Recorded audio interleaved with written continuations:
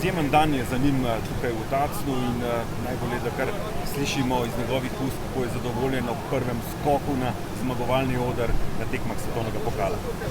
Ja, najlepše doma, biti na stopničkah, atmosfera bila odlična, veliko imam domačih navijačev. Je pa neka potrditev dobra, da sem dobro pripravljen, dobro delam, hiter in da sodim tam, ko sem. Po polfinalu ste bili zadovoljni, kako je bilo s to pripravo na finalno vožnjo. Videlo se je, da se je v finalu veliko tvegalo pri preostalih konkurencih. Ja, tle so le najboljši na svetu, premagal me je le olimpijski prvak.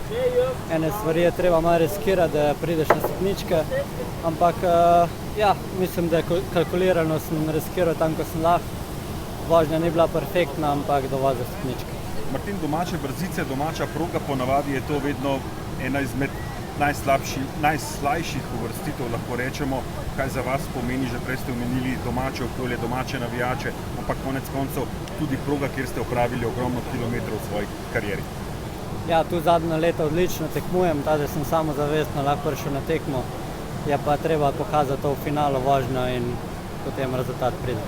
Še pred tednom dni v Krakovu v kvalifikacijah ste bili drugi, nakazali, da ste v izjemni formi. Kaj je bilo potrebno v tem tednu nekako spremeniti, popraviti, da ste prišli do tako želene uvrstitve?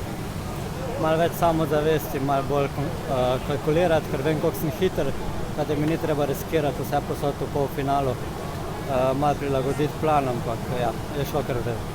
Danes smo imeli torej v finalu tudi enega izmed debitantov, pa tu je Peter Kauzer, pa vi vsi trije kajakaši, torej v velikem finalu, kar je konec koncev tudi potrditev dobrega dela včerajšnjega dne in današnjega, nekak ekipni uspeh. Ja, seveda, Peter žal ni imel svoje vožnje, ampak je tudi še vedno zadnje cajte pokazal, da je še vedno na vrhu. Ulan je pa spet prvo finale, nov reprezentant, letos prvi v ekipi, odlično delo dirko, tako je treba.